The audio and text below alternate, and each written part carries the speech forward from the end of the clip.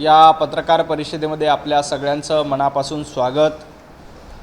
बऱ्याच दिवसानंतर जवळपास 1 महिन्यानंतर उबाटा गटाचे विश्व प्रवक्ते आदरणीय संजयजी राऊत हे पत्रकार परिषद घेण्यासाठी पुन्हा एकदा आले। आज त्यांनी सांगितले की त्यांच्या प्रकृतीमध्ये सुधारणा होते। मी देखील संजयजी राऊत यांच्या प्रकृतीमध्ये सुधारणा व्हावी अशी मनापासून प्रार्थना करतो। आज त्यांनी पत्रकार परिषद घेतली, अशी त्यांनी रोज पत्रकार परिषद घ्यावी यासाठी शुभेच्छा देतो। त्यांची प्रकृती सुधारली पाहिजे, कारण आपण राजकीय एकमेकांचे मतभेद नक्की असतात, परंतु कुणाच्या प्रकृतीबद्दल वाईट कुणीही चिंतू नये। आणि संजय राऊत यांच्या प्रकृतीमध्ये तातडीने सुधारणा व्हावी यासाठी मी मुंबादेवीकडे देखील प्रार्थना करतो, सिद्धिविनायकाकडे देखील प्रार्थना करतो की संजय राऊत हे ठणठणीतपणे लवकर बरे व्हावेत आणि त्यांना लवकर आराम मिळावा। त्यांनी पुन्हा एकदा ज्या पद्धतीने पूर्वीसारखी पत्रकार परिषद त्यांना घेता यावी यासाठी त्यांचं आरोग्य सुधारावं यासाठी मनापासून प्रार्थना। संजय राऊतांनी जवळपास महिन्यानंतर पत्रकार परिषद घेतली, यामध्ये त्यांनी पुन्हा एकदा भाजपवरच टीका केली आहे। त्यांनी पहिला आरोप असा केला की भाजप हाच मुंबईचा खरा शत्रू आहे। खरं तर मुंबईचा खरा शत्रू कोण असेल तर उभाटा गट हा मुंबईचा शत्रू आहे। जवळपास 25 वर्ष सत्तेत असताना मुंबईचं वाटोळं कोण केलं हे संजय राऊत यांनी उद्धवजी ठाकरे यांना जाऊन विचारलं पाहिजे। मुंबईमध्ये रस्त्याची व्यवस्था नीट नाही, मुंबईमध्ये पाणी पुरवठा नीट नाही, मुंबईमधल्या आरोग्याच्या समस्या, मुंबईमध्ये मोठं हॉस्पिटल नाही, हे सगळं कुणामुळे आहे तर उभाटा गटाने आहे। कारण उभाटा गटानं मुंबईचा विकास करण्यापेक्षा मातोश्री 2 बांधण्याकडे जास्त लक्ष केलं। मातोश्री 1चं मातोश्री 2 करण्यामध्ये जास्त धन्यता मानली, त्यामुळं कुठलंही नवीन हॉस्पिटल गेल्या 25 वर्षामध्ये मुंबईमध्ये उभं राहिलं नाही। मुंबईमध्ये आरोग्याच्या मोठ्या समस्या असताना त्याकडे दुर्लक्ष करण्यात आलं। मुंबईमध्ये रस्त्याचे प्रश्न असतील, पाण्याचे प्रश्न असतील, हे सगळे प्रश्न निर्माण करण्याचं काम उभाटा गटाच्या माध्यमातून केलंय। त्यामुळं मुंबईचा खरा शत्रू कोण आहे हे मुंबईकरांनी ओळखलेलं आहे आणि उभाटा गट हाच मुंबईचा खरा शत्रू आहे। आणि या खरा शत्रूंना पुन्हा एकदा घरी बसवण्याचं काम मुंबईकर येणाऱ्या महापालिका निवडणुकीमध्ये निश्चित करतील। कारण ज्यांनी स्वतःची घरं भरली आणि मुंबईकरांचं नुकसान केलं त्यांना मुंबईकरांबद्दल बोलण्याचा अधिकार नाही। मोदी, शहा आणि अदानी हे त्रिकूट जे आहे ते मुंबईला तोडू पाहत आहेत आणि तो तुटू नये म्हणून राज ठाकरे मोदी, शहा आणि अदानी या त्रिकूटाने महाराष्ट्र किंवा मुंबईचं नुकसान नाही केलं तर काँग्रेस, उभाटा गट आणि राष्ट्रवादी शरद पवार गट या त्रिकूटामुळे महाराष्ट्राचं नुकसान झालंय। या त्रिकूटानं महाराष्ट्र 25 वर्ष मागे नेऊन नेला। महाविकास आघाडीचं सरकार आलं तेव्हा या त्रिकूटानं महाराष्ट्राचं नुकसान केलं। कोविडच्या काळामध्ये सर्वसामान्य मराठी माणसाला मरणासन्न अवस्थेत कुणी सोडलं होतं तर महाविकास आघाडीतील या त्रिकूटानं सोडलं होतं। आणि या त्रिकूटामुळे मुंबईचं नुकसान झालं, महाराष्ट्राचं नुकसान झालं। कोरोनाच्या काळामध्ये सर्वसामान्य माणसाला घरामध्ये मरणासन्न अवस्थेमध्ये राहावं लागलं। मृतांच्या टाळूवरचं लोणी खाण्याचं काम याच त्रिकूटानं कोरोनाच्या काळामध्ये केलं होतं। त्यामुळं महाराष्ट्राच्या अहिताचं, महाराष्ट्राचं नुकसान करणारं त्रिकूट कोण असेल तर ते महाविकास आघाडीचं त्रिकूट आहे। आणि या त्रिकूटाचे शिरोमणी कोण असतील तर या त्रिकूटाचे शिरोमणी उद्धवजी ठाकरे तुम्ही आहात। आणि संजय राऊत तुम्ही उद्धवजी ठाकरेंना याबद्दल जाब विचारला पाहिजे। संजय राऊत याला असं म्हणताय की उद्धव आणि राज ठाकरे एकत्र आले तर भाजपचा पराभव हा निश्चित आहे।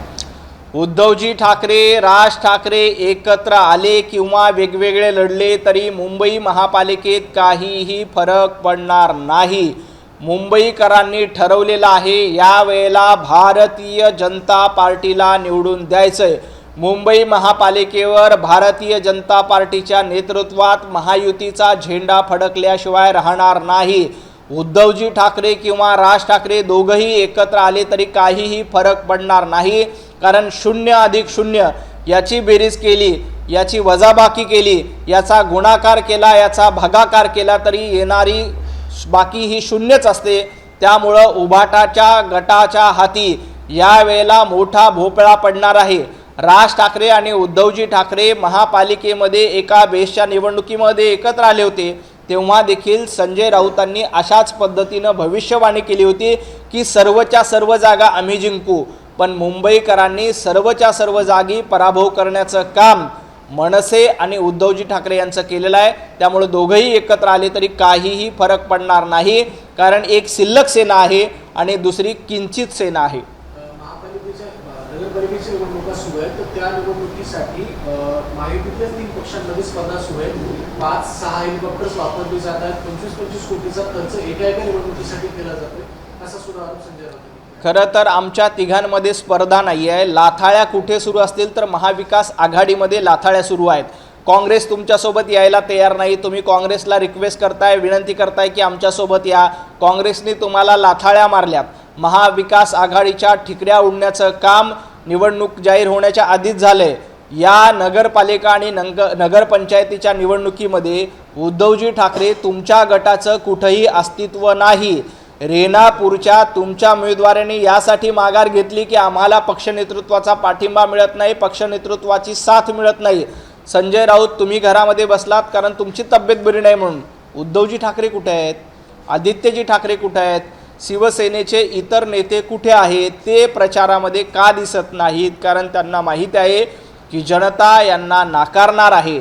म्हणून निवडणुकीच्या मैदानात जाण्याच्या आधीच उभाटा गटाने स्वतःच्या मनामध्ये पराभव स्वीकारलेला आहे। त्यामुळे हे नगरपालिकेच्या निवडणुकीमध्ये कुठेही दिसत नाही। उद्धवजी ठाकरे यांनी एक तरी सभा घेतली का? एक सभा उद्धवजी ठाकरे यांची नगरपालिका किंवा नगरपंचायत निवडणुकीशी दाखवावी। ठीक आहे, उद्धवजी जाऊ द्या, आदित्यजी ठाकरे कुठे आहेत? आदित्यजी ठाकरे यांनी तरी एक सभा घेतली का? साधं फेसबुक लाईव्ह तरी केलं का? ते तुम्ही करणार नाही। जनतेपासून दूर जाण्याचा प्रयत्न करतात। जनता तुम्हाला निश्चितपणे त्यापेक्षा जास्त दूर करेल। महाविकास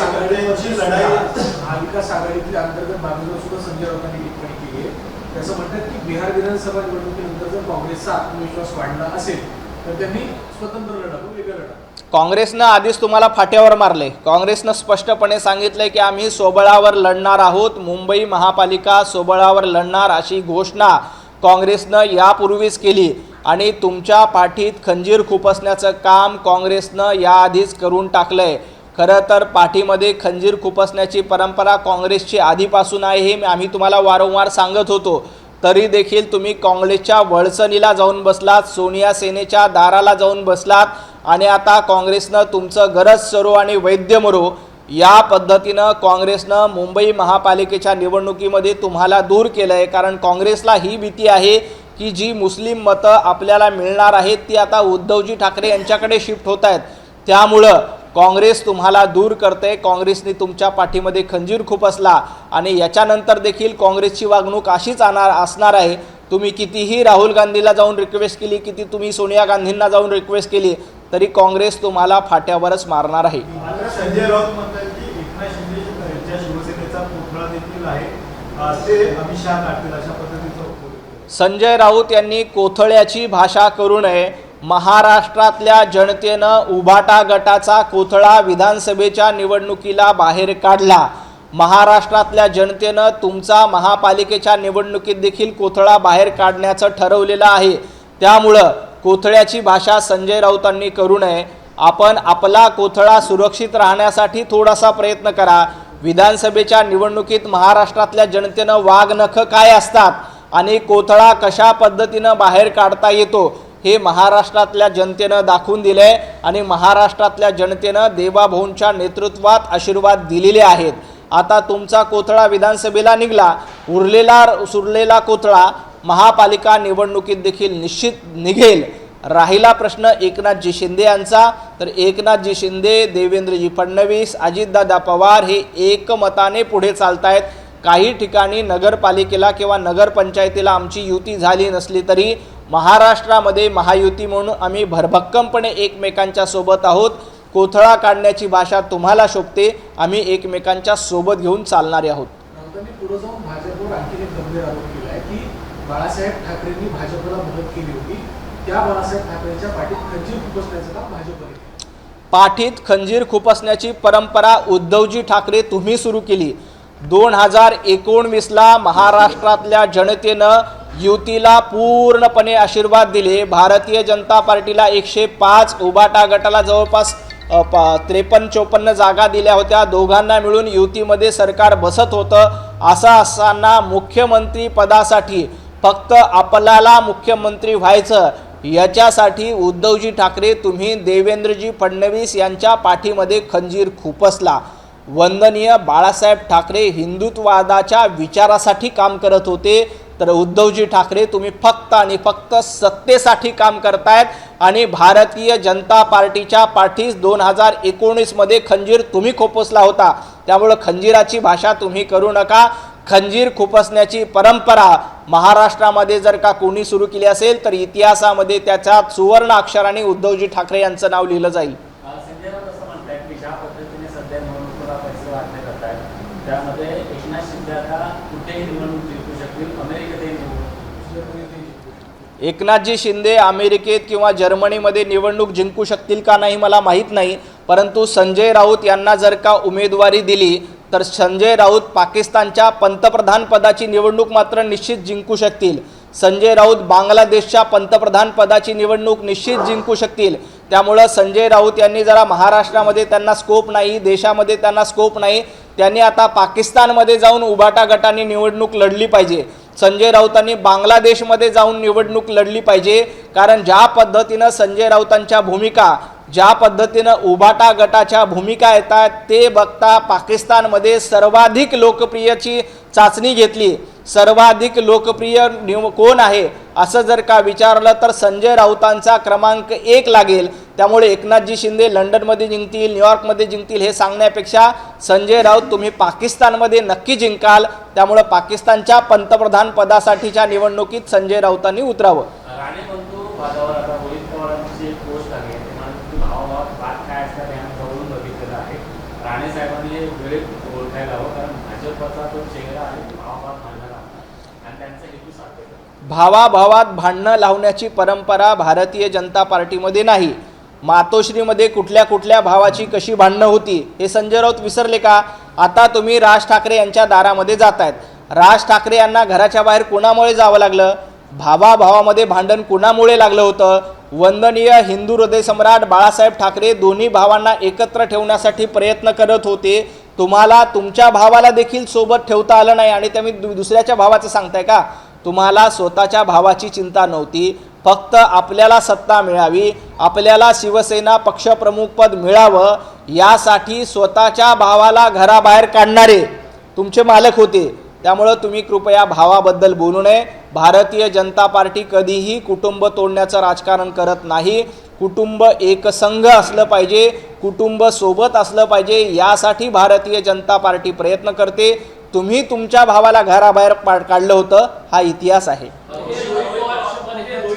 एक मिनिट संजय राऊत। पक्ष फोडण्याच्या आरोपांवरून संजय राऊत असं म्हणाले की महाराष्ट्राची राजकीय संस्कृती उद्ध्वस्त करण्याचं काम देवेंद्र फडणवीस यांनी केलं। फडणवीसांकडनं सुसंस्कृत राजकारणाची अपेक्षा होती, परंतु ती फोल ठरली। खरं तर पक्ष फोडण्याची परंपरा भारतीय जनता पार्टीची नाही। एकनाथजी शिंदे स्वतःहून तुमच्या पक्षातनं बाहेर आले, कारण तुम्ही हिंदुत्ववाद सोडला होता। भारतीय जनता पार्टीने कधीही शिवसेना फोडलेली नाही। उलट एकनाथजी शिंदेंनी तुमच्या शिवसेनेला सोडून स्वतःला बाळासाहेब ठाकरे यांचा वारसा सांगत हिंदुत्वाचा विचार पुढे नेण्याचं काम एकनाथजी शिंदे यांनी केलं आणि तुमचा पक्ष शिल्लक सेना म्हणून राहिलेला आहे। अशा पद्धतीचा शिल्लक सेना पक्ष त्याचं अस्तित्व आता देखील महाराष्ट्रामध्ये कमी होत चाललंय। हा किंचित पक्ष राहत आहे आणि अशा पद्धतीचा किंचित पक्ष राहत असताना त्यांनी इतरांवर बोलणं थांबवलं पाहिजे। भारतीय जनता पार्टी कायम सर्वांना सोबत घेऊन राजकारण करत असतं। पक्ष फोडणी करणं भारतीय जनता पार्टीचं काम नाही, घर फोडणं हे भारतीय जनता पार्टीचं काम नाही। सत्तेसाठी तुम्ही स्वतःचं घर फोडलं होतं हे विसरू नका। निवडणुकीतल्या सातत्यानं होणाऱ्या पराभवांवरती संजय राऊतांनी एक टिप्पणी केली आहे की मतदारांनी, महाराष्ट्रातल्या मतदारांनी मुलाबाळांचं भविष्य 15,000 रुपयांमध्ये विकलं असं त्यांचं आहे। महाराष्ट्रातल्या मुलाबाळाच्या भविष्याची चिंता नागरिकांना आहे। भारतीय जनता पार्टीचे नेते देवेंद्रजी फडणवीस यांना देखील महाराष्ट्रातल्या तरुणांची चिंता आहे। तुम्हाला मात्र स्वतःच्या मुलाबाळाची चिंता आहे। तुमच्या पक्षातील नेत्यांना स्वतःच्या मुलाच्या भविष्याची चिंता आहे। महाराष्ट्रातील नागरिक सजग आहेत, महाराष्ट्रातील नागरिक जागरूक आहेत। त्यांना माहीत आहे की देवेंद्रजी फडणवीस हेच तरुणाईचा विकास करू शकतात, तरुणाईला रोजगार देऊ शकतात, तरुणाईला पुढे घेऊन जाऊ शकतात.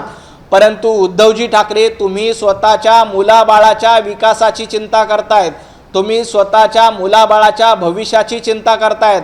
स्वतःच्या मुलाबाळाच्या भविष्याच्या चिंतेसाठी मुंबईला मागे नेण्याचं काम तुम्ही केलं. स्वतःच्या मुलाच्या भविष्याच्या चिंतेसाठी महाराष्ट्राला मागे नेण्याचं काम कोणी केलं असेल तर उद्धवजी ठाकरे तुम्ही केलेलं आहे. संजय राऊत, तुमच्या पक्षाला महाराष्ट्रातल्या मुलाबाळाची चिंता नाही, तर तुमच्या येणाऱ्या पिढ्यांची चिंता आहे. तुमच्या येणाऱ्या पिढ्यांची चिंता तुम्ही करत बसा. महाराष्ट्रातल्या हिताची चिंता देवेंद्रजी फडणवीस आणि भारतीय जनता पार्टी करते. आज संजय राऊतांनी एक आरोप केलेला आहे की 35 आमदार फोडू पाहताय आणि त्यांना पक्ष फोडण्याचं दिसतंय. खरं तर संजय राऊतांनी ही भविष्यवाणी केली. अहो संजय राऊत, जेव्हा 40 आमदार तुमच्या शिवसेनेमधनं बाहेर पडले तुम्हाला कळलं नाही आणि आता शिंदे सेनेतली लोक बाहेर जातात हे तुम्हाला कळतंय. त्यावेळेला तुम्ही सरकारमध्ये होतात, त्यावेळेला तुम्ही महाविकास आघाडीचे शिल्पकार होतात. असं असताना 40 आमदार तुमच्या नाका घालून निघून गेले, तुम्हाला त्याची भणक लागली नाही, तुम्हाला त्याचा थांगपत्ता लागला नाही. आता सरकारच्या बाहेर आहात, आता तुम्ही घरात बसून आहात. असं असताना तुम्हाला कळते की शिंदे सेनेचे 35 लोक बाहेर जात आहेत. एकनाथजी शिंदे यांचं नेतृत्व सक्षम आहे. एकनाथजी शिंदे संपूर्ण पक्ष बांधण्यासाठी, त्याचं नेतृत्व करण्यासाठी सक्षम आहेत. कारण एकनाथ शिंदे घरात बसून फेसबुक लाईव्ह करत नाहीत. एकनाथ शिंदे घरात बसून पक्ष चालवत नाहीत. तुम्ही घरात बसून पक्ष चालवत होतात, तुम्ही फेसबुक लाईव्हवर पक्ष चालवत होतात. त्यामुळं तुमचे 40 आमदार तुम्हाला फोडून गेले, तुम्हाला सोडून गेले. संजय राऊत, त्याचा थांगपत्ता तुम्हाला लागला नाही. आता कुठंही उदबत्ती लावत बसता. अशी भविष्यवाणी बंद करा.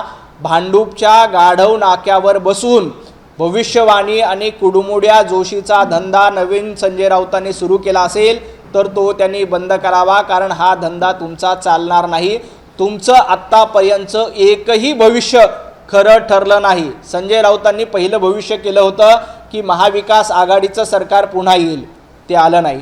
संजय राऊतांनी दुसरं भविष्य केलं होतं, उद्धवजी ठाकरे पंतप्रधान होतील, ते झालं नाही. संजय राऊतांनी तिसरं भविष्य केलं होतं की उद्धवजी ठाकरे मुख्यमंत्री होतील, तेही झालं नाही. त्यामुळं हा तुमचा नवीन जो भविष्याचा धंदा आहे तो चालणार नाही. संजय राऊतांनी असं म्हटलंय. एकनाथ शिंदे प्रचाराच्या दरम्यान 2 गोष्टी फार प्रामुख्याने म्हणतात की भाजप युती धर्म पाळत. मुळात एकनाथ शिंदेला असं का वाटतं की भाजप युती धर्म पाळत? भारतीय जनता पार्टीची पूर्ण आपण भूमिका बघा. भारतीय जनता पार्टीने सुरुवातीपासून महायुती टिकली पाहिजे आणि जास्तीत जास्त ठिकाणी महायुती झाली पाहिजे यासाठी प्रयत्न केले. परंतु दुर्दैवाने काही ठिकाणी आमची युती झाली नाही, महायुती झाली नाही.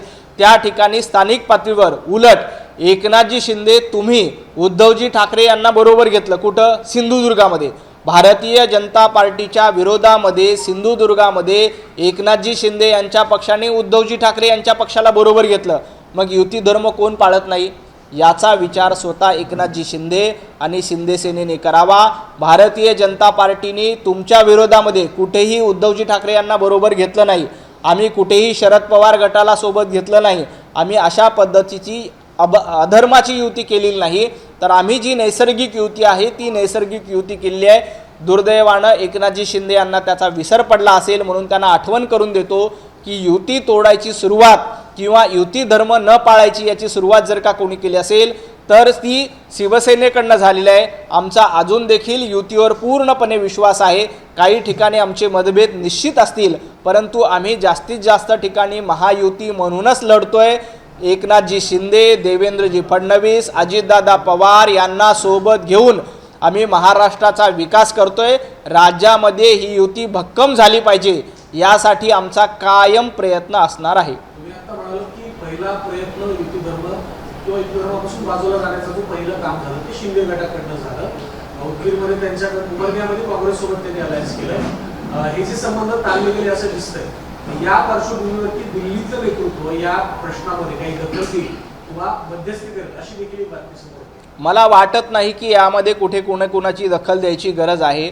आदरणीय देवेंद्रजी फडणवीस, एकनाथजी शिंदे आणि अजितदादा पवार हे तिघही लोक समर्थ आहेत. ते एकमेकांसोबत बसतील आणि युतीमध्ये काही थोडेसे मतभेद असतील तर ते दूर करण्याचा प्रयत्न निश्चितपणे करू। आम्ही पहिल्या दिवशीपासून सांगतो की महाराष्ट्राचं हित महायुतीमध्ये आहे। महायुतीला सोबत घेऊन जाण्याचा प्रयत्न देवेंद्रजी फडणवीस यांनी सातत्यानं केलाय। तरीही काही स्थानिक पातळीवर मतभेद झाल्यामुळे आमची महायुती होऊ शकली नाही। तिथं आम्ही मैत्रीपूर्ण लढत करण्यासाठी तयार आहोत। इथून पुढे देखील आम्ही महायुती म्हणून भरभक्कमपणे लढू। नगरपालिकेमध्ये खरं तर नगराध्यक्ष आहेत अजित पवार गटाचे, त्यांच्यावर कुठेतरी दगडफेक केलेली आहे आणि ही दगडफेक केलेली आहे ते गोपीचंद पडळकरांच्या कार्यकर्त्यांनी केलं असं देखील आता आरोप होताना पाहायला मिळतो। खरं तर भारतीय जनता पार्टीची दगडफेक करण्याची, कुणावर हल्ला करण्याची संस्कृती नाही। या प्रकरणामध्ये पोलीस, निवडणूक आयोग योग्य ती चौकशी करेल। या प्रकरणात जो कोणी दोषी असेल त्याच्यावर निश्चित कारवाई झाली पाहिजे। कुणाच्या घरावर हल्ला करणं, कुणाच्या घरावर दगडफेक करणं हे निवडणुकीमध्ये किंवा एकूणच अयोग्य आहे। याचं समर्थन भारतीय जनता पार्टी कधीही करत नाही। भारतीय जनता पार्टीची ती संस्कृती नाही।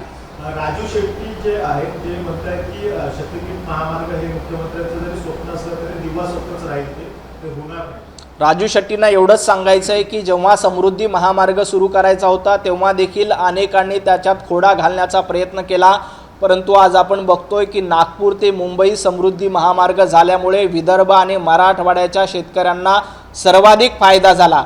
असं शेतकऱ्यांच्या हिताचं हे सरकार आहे। शक्तिपीठ महामार्ग झाल्यानंतर देखील शेतकऱ्यांचं सर्वाधिक हित आहे।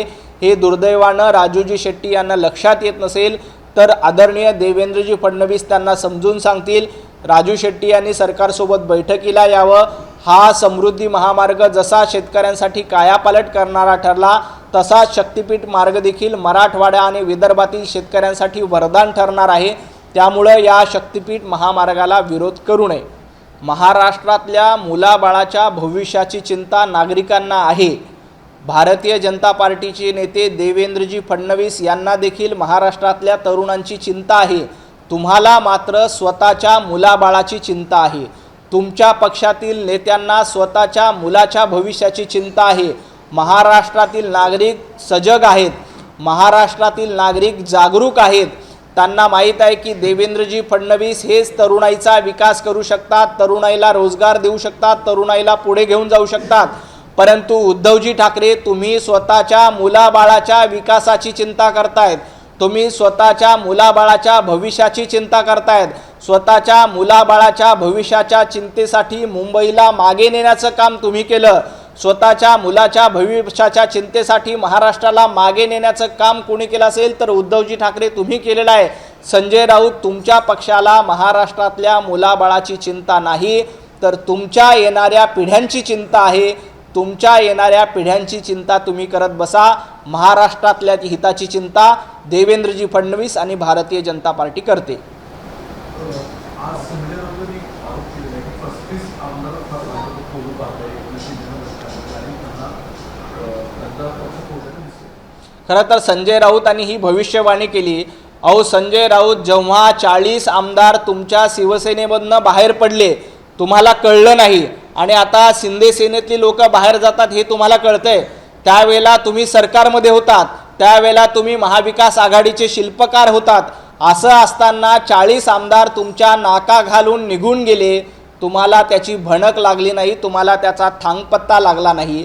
आता सरकारच्या बाहेर आहात, आता तुम्ही घरात बसून आहात। असं असताना तुम्हाला कळते की शिंदे सेनेचे 35 लोक बाहेर जात आहेत। एकनाथजी शिंदे यांचं नेतृत्व सक्षम आहे। एकनाथजी शिंदे संपूर्ण पक्ष बांधण्यासाठी, त्याचं नेतृत्व करण्यासाठी सक्षम आहेत। कारण एकनाथ शिंदे घरात बसून फेसबुक लाईव्ह करत नाहीत। एकनाथ शिंदे घरात बसून पक्ष चालवत नाहीत। तुम्ही घरात बसून पक्ष चालवत होतात, तुम्ही फेसबुक लाईव्हवर पक्ष चालवत होतात। त्यामुळं तुमचे 40 आमदार तुम्हाला फोडून गेले, तुम्हाला सोडून गेले। संजय राऊत त्याचा थांगपत्ता तुम्हाला लागला नाही। आता कुठेही उद्बत्ती लावत बसता, अशी भविष्यवाणी बंद करा। भांडूपच्या गाढव नाक्यावर बसून भविष्यवाणी आणि कुडमुड्या जोशीचा धंदा नवीन संजय राऊतांनी सुरू केला असेल तर तो त्यांनी बंद करावा, कारण हा धंदा तुमचा चालणार नाही। तुमचं आत्तापर्यंतचं एकही भविष्य खरं ठरलं नाही। संजय राऊतांनी पहिलं भविष्य केलं होतं की महाविकास आघाडीचं सरकार पुन्हा येईल, ते आलं नाही। संजय राऊतांनी दुसरं भविष्य केलं होतं, उद्धवजी ठाकरे पंतप्रधान होतील, ते झालं नाही. संजय राऊतांनी तिसरं भविष्य केलं होतं की उद्धवजी ठाकरे मुख्यमंत्री होतील, तेही झालं नाही. त्यामुळं हा तुमचा नवीन जो भविष्याचा धंदा आहे तो चालणार नाही. संजय राऊतांनी असं म्हटलंय. एकनाथ शिंदे प्रचाराच्या दरम्यान दोन गोष्टी फार प्रामुख्याने बोलल्या की भाजप युती धर्म पाळत. मुळात एकनाथ शिंदेना असं का वाटतं की भाजप युती धर्म पाळत? भारतीय जनता पार्टीची पूर्ण आपण भूमिका बघा. भारतीय जनता पार्टीने सुरुवातीपासून महायुती टिकली पाहिजे आणि जास्तीत जास्त ठिकाणी महायुती झाली पाहिजे यासाठी प्रयत्न केले, परंतु दुर्दैवाने काही ठिकाणी आमची युती झाली नाही, महायुती झाली नाही. त्या ठिकाणी स्थानिक पातळीवर उलट एकनाथजी शिंदे तुम्ही उद्धवजी ठाकरे यांना बरोबर घेतलं. कुठं? सिंधुदुर्गामध्ये. भारतीय जनता पार्टीच्या विरोधामध्ये सिंधुदुर्गामध्ये एकनाथजी शिंदे यांच्या पक्षाने उद्धवजी ठाकरे यांच्या पक्षाला बरोबर घेतलं. मग युती धर्म कोण पाळत नाही याचा विचार स्वतः एकनाथजी शिंदे आणि शिंदे सेनेने करावा. भारतीय जनता पार्टीने तुमच्या विरोधामध्ये कुठेही उद्धवजी ठाकरे यांना बरोबर घेतलं नाही. आम्ही कुठेही शरद पवार गटाला सोबत घेतलं नाही. आम्ही अशा पद्धतीची अधर्माची युती केलेली नाही, तर आम्ही जी नैसर्गिक युती आहे ती नैसर्गिक युती केलेली आहे. दुर्दैवानं एकनाथजी शिंदे यांना त्याचा विसर पडला असेल, म्हणून त्यांना आठवण करून देतो की युती तोडायची सुरुवात किंवा युती धर्म न पाळायची याची सुरुवात जर का कोणी केली असेल तर ती शिवसेनेकडनं झालेली आहे. आमचा अजून देखील युतीवर पूर्णपणे विश्वास आहे.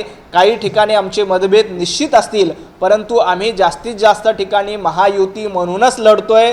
एकनाथजी शिंदे, देवेंद्रजी फडणवीस, अजितदादा पवार यांना सोबत घेऊन आम्ही महाराष्ट्राचा विकास करतोय. राज्यामध्ये ही युती भक्कम झाली पाहिजे यासाठी आमचा कायम प्रयत्न असणार आहे. तुम्ही आता म्हणाल की पहिला प्रयत्न युती धर्म किंवा युती धर्मापासून बाजूला जाण्याचं जो पहिलं काम झालं ते शिंदे गटाकडनं झालं. उदगीरमध्ये त्यांच्याकडे उमरग्यामध्ये काँग्रेससोबत त्यांनी अलायन्स केलं. हे जे संबंध टाळले गेले असं दिसतंय. या पार्श्वभूमीवरती दिल्लीचं नेतृत्व या प्रश्नामध्ये काही दखल घेईल किंवा मध्यस्थी करेल अशी देखील बातमी समोर येते. मला वाटत नाही की यामध्ये कुठे कोणाची दखल द्यायची गरज आहे. आदरणीय देवेंद्रजी फडणवीस, एकनाथजी शिंदे आणि अजितदादा पवार हे तिघही लोक समर्थ आहेत. ते एकमेकांसोबत बसतील आणि युतीमध्ये काही थोडेसे मतभेद असतील तर ते दूर करण्याचा प्रयत्न निश्चितपणे करू. आम्ही पहिल्या दिवशीपासून सांगतो की महाराष्ट्राचं हित महायुतीमध्ये आहे. महायुतीला सोबत घेऊन जाण्याचा प्रयत्न देवेंद्रजी फडणवीस यांनी सातत्यानं केला आहे. तरीही काही स्थानिक पातळीवर मतभेद झाल्यामुळं आमची महायुती होऊ शकली नाही. तिथं आम्ही मैत्रीपूर्ण लढत करण्यासाठी तयार आहोत. इथून पुढे देखील आम्ही महायुती म्हणून भरभक्कमपणे लढू. जत नगरपालिकेमध्ये खरं तर नगराध्यक्ष आहेत अजित पवार गटाचे, त्यांच्यावर कुठेतरी दगडफेक केलेली आहे आणि ही दगडफेक केलेली आहे ते गोपीचंद पडळकरांच्या कार्यकर्त्यांनी केलं असं देखील आता आरोप होताना पाहायला मिळतो. खरं तर भारतीय जनता पार्टीची दगडफेक करण्याची, कुणावर हल्ला करण्याची संस्कृती नाही. या प्रकरणामध्ये पोलीस, निवडणूक आयोग योग्य ती चौकशी करेल. या प्रकरणात जो कोणी दोषी असेल त्याच्यावर निश्चित कारवाई झाली पाहिजे. कुणाच्या घरावर हल्ला करणं, कुणाच्या घरावर दगडफेक करणं हे निवडणुकीमध्ये किंवा एकूणच अयोग्य आहे. याचं समर्थन भारतीय जनता पार्टी कधीही करत नाही. भारतीय जनता पार्टीची ती संस्कृती नाही. राजू शेट्टी जे आहेत ते म्हणतात की शक्तीपीठ महामार्ग हे मुख्यमंत्र्यांचं जरी स्वप्न असलं तरी दिवा स्वप्नच राहील, ते होणार नाही. राजू शेट्टींना एवढंच सांगायचं आहे की जेव्हा समृद्धी महामार्ग सुरू करायचा होता तेव्हा देखील अनेकांनी त्याच्यात खोडा घालण्याचा प्रयत्न केला, परंतु आज आपण बघतोय की नागपूर ते मुंबई समृद्धी महामार्ग झाल्यामुळे विदर्भ आणि मराठवाड्याच्या शेतकऱ्यांना सर्वाधिक फायदा झाला. असं शेतकऱ्यांच्या हिताचं हे सरकार आहे. शक्तीपीठ महामार्ग झाल्यानंतर देखील शेतकऱ्यांचं सर्वाधिक हित आहे. हे दुर्दैवानं राजूजी शेट्टी यांना लक्षात येत नसेल तर आदरणीय देवेंद्रजी फडणवीस त्यांना समजून सांगतील. राजू शेट्टी यांनी सरकारसोबत बैठकीला यावं. हा समृद्धी महामार्ग जसा शेतकऱ्यांसाठी कायापालट करणारा ठरला तसाच शक्तीपीठ मार्ग देखील मराठवाडा आणि विदर्भातील शेतकऱ्यांसाठी वरदान ठरणार आहे. त्यामुळं या शक्तीपीठ महामार्गाला विरोध करू नये.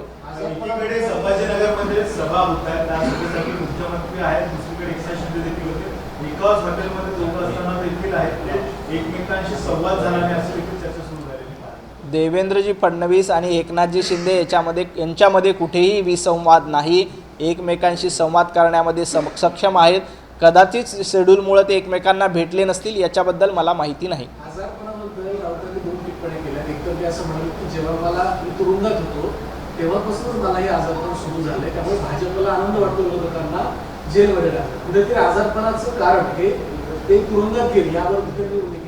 नाही, आजारपणाबद्दल भारतीय जनता पार्टीच्या सर्वच नेत्यांनी संजय राऊत यांची प्रकृती सुधारणा व्हावीत यासाठी शुभेच्छा दिल्या, प्रार्थना देखील केली. आम्ही देखील संजय राऊत हे लवकरात लवकर बरे व्हावेत यासाठी प्रार्थना करतोय.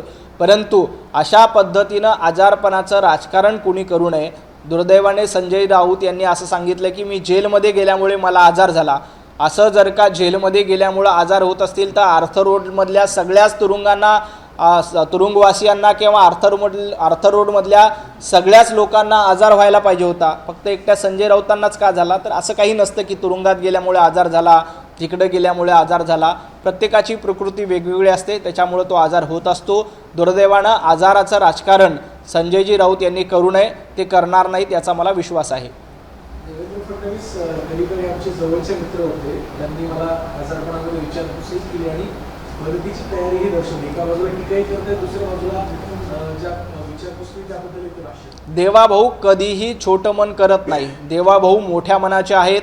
तो आपला मित्र असो, शत्रू असो किंवा विरोधक असो, त्याला मदत करण्यासाठी देवाभाऊ सातत्यानं सरसावत असतात, त्या मदतीसाठी प्रयत्न करत असतात.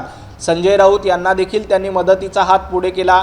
कुणीही आजारी असले तर त्याच्या पाठीशी उभं राहणं हे देवाभाऊ नेहमी सातत्यानं करत असतात.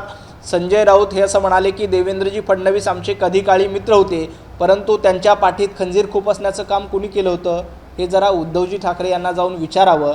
देवाभाऊ यांनी उद्धवजी ठाकरे यांना मोठ्या भावाप्रमाणे सन्मान दिला होता, तरीही उद्धवजी ठाकरे यांनी देवाभाऊंच्या पाठीत खंजीर खुपसण्याचं काम केलं होतं, हे संजय राऊत यांनी विसरू नये. एबीपी माझा, उघडा डोळे बघा नीट.